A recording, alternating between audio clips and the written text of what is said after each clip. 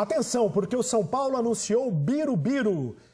Quando o Birubiru, não é aquele, né? Evidentemente. Quando o Birubiru, o primeiro Birubiru foi anunciado, olha só, Birubiru, ex-jogador do Fluminense, da Ponte Preta, passou pelo futebol chinês e agora foi contratado pelo São Paulo, é atacante.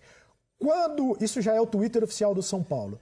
Quando o Corinthians, lá atrás, anunciou a contratação do Birubiru, que veio do Sport de Recife, o Vicente Mateus, que era o presidente do Corinthians, na década de 80, disse o seguinte: olha, estamos trazendo o Lero Lero. Não era o Lero Lero, era o Birubiru, que fez história com a camisa do Corinthians, é um dos ídolos da torcida corintiana. Mas agora o assunto é o São Paulo. O São Paulo está trazendo outro Birubiru. Teve um Birubiru também que jogou na lateral esquerda, né, do Bragantino, depois do próprio Corinthians. Acho que passou pelo Palmeiras, não tenho certeza. Esse Birubiru passou pelo Fluminense, passou pela Ponte, agora no futebol chinês. Boa contratação, Bárbara? Ele fez uma boa temporada em 2015, um bom campeonato brasileiro pela Ponte Preta. A gente conversava aqui antes do programa começar. O Birubiru vem para compor elenco e eu acho sim que é uma boa opção. O que a gente não sabe é em que posição ele vai atuar, porque ele é um jogador que joga pelos lados, tem velocidade, é de beirada, mas hoje você tem o Rojas, que está machucado, mas em breve vai voltar, e tem também o Everton para jogar pelos lados. Então você teria o Birubiru como opção. Eu não vejo o Birubiru jogando de centroavante, por exemplo. Então, assim, para compor o elenco, eu acho que é um bom jogador, muito jovem ainda, tem só 24 anos, mas também é um jogador baixo, é um jogador rápido, mas baixo, e acho que pode sim ajudar o São Paulo nesse ano de 2019. Agora, incrível, Rafael Rezende, a rotatividade é tão grande. O Birubiru estava outro dia jogando no Fluminense, né? Agora, se você não se lembra, você agora está relembrando as imagens do Birubiru jogando pelo Fluminense. Já foi para a Ponte, da Ponte para o futebol chinês, já está de volta. É impressionante essa rotatividade. Ah, sim. Acho até que ele demorou a voltar, falando especificamente do Birubiru. Ficou praticamente 3 temporadas no futebol chinês, falando de segunda divisão, não da principal divisão lá. O que me chama a atenção, vou nesse caminho que a Bárbara falou, é que por mais que ele seja um jogador leve e que tenha mobilidade, atua mais, já teve período jogando pelo lado do campo, mas ele atua mais por dentro, se sente mais confortável e é goleador. Desde a base no Nova Iguaçu, por isso chegou ao Fluminense, jogou muito tempo por dentro como um 9 de movimentação no futebol chinês também, só que muda bastante a característica. Se a gente pensar no que era o Diego Souza, no que é a chegada do Pablo, para uma utilização do Birubiru como esse cara, né? Como um 9 móvel. Então, eu imagino que o São Paulo esteja contratando, pensando em elenco e em utilizá-lo pelos lados do campo. E aí entender como vai ser a readaptação dele ao futebol brasileiro. Ele tem 24 anos, assina contrato até 2022. Essa questão do elenco, Paulo Nunes, é importante, né? O calendário do futebol brasileiro tem mostrado isso. Palmeiras demonstrou isso. Se não tiver elenco, você não consegue chegar no final do ano disputando as principais competições. Eu acho que o São Paulo está indo por essa linha, você concorda? Não, e além de tudo, né, eu vejo o São Paulo hoje contratando muito bem, né, em todos os setores do campo.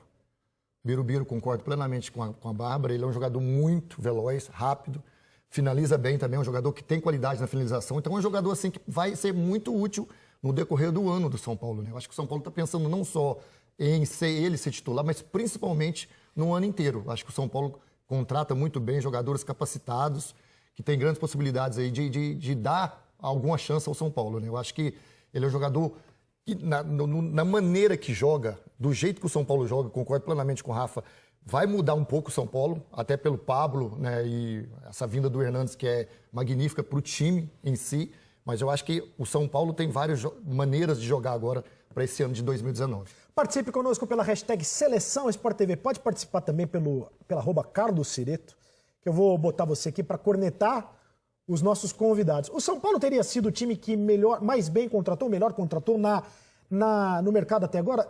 Ainda tem espaço para o mercado, né? Ainda tem tempo. Os estaduais começam dia 20, 18, 19, 20. Os estaduais começam. Então ainda tem tempo para as contratações.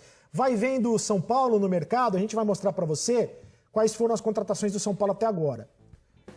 Thiago Volpi precisava de um goleiro, trouxe um goleiro, ex-figueirense, estava no futebol do México. Igor Vinícius é lateral.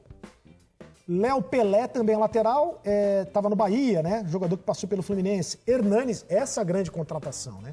Essa para mudar o São Paulo de prateleira. O Pablo também uma belíssima contratação, pelo menos em tese, porque é um jogador que era pretendido por todos os clubes, foi um dos destaques da temporada, e agora o Birubiru. Tá contratando bem o São Paulo, Bárbara? Eu gosto. E assim, o São Paulo se atentou ao mercado. Mas tem mais, desculpa. Esses são os Sidão. que saíram.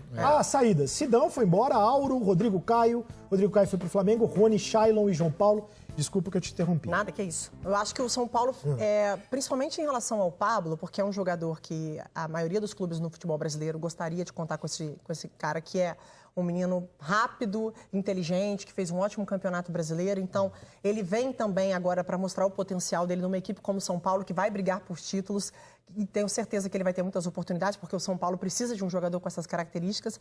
Como você mesmo pontuou, o próprio Volpi é um jogador promissor, muita gente fala bem do futebol dele, é um cara que tem uma boa saída, fez um ótimo ano, é um cara diferente. E o Hernanes, que é um ídolo para a torcida, e deixou muita saudade quando acabou saindo do São Paulo nesse último contrato, que foi um contrato curto.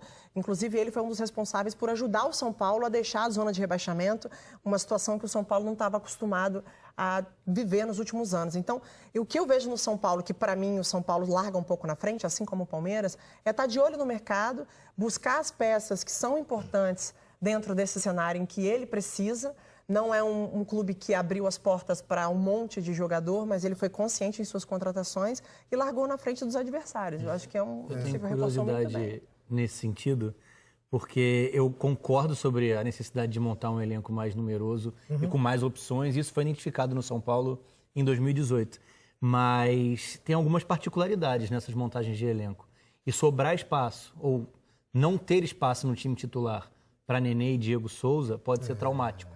Em curto prazo, nesse São Paulo. Na última temporada, o Dorival sinalizou desde janeiro que tinha a intenção de contar com jogadores de velocidade pelos lados do campo.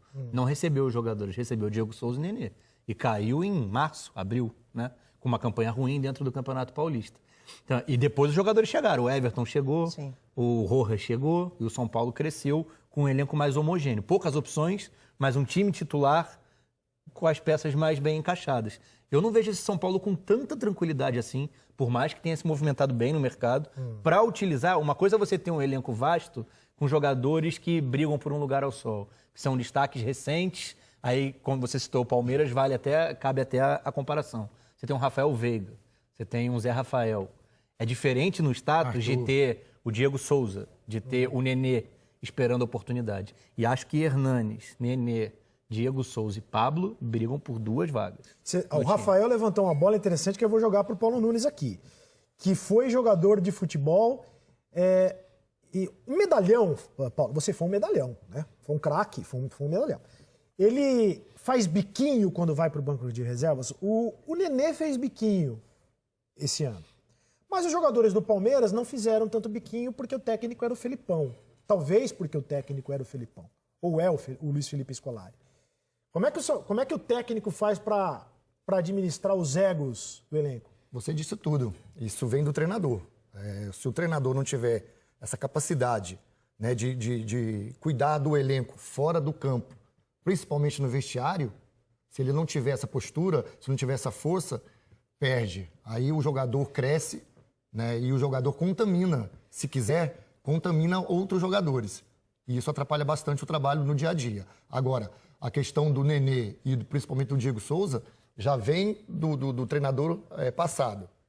Cabe ao novo treinador agora do São Paulo, se tem esse poder, essa força, como a gente diz no futebol, as costas largas, para colocar um jogador desse no banco.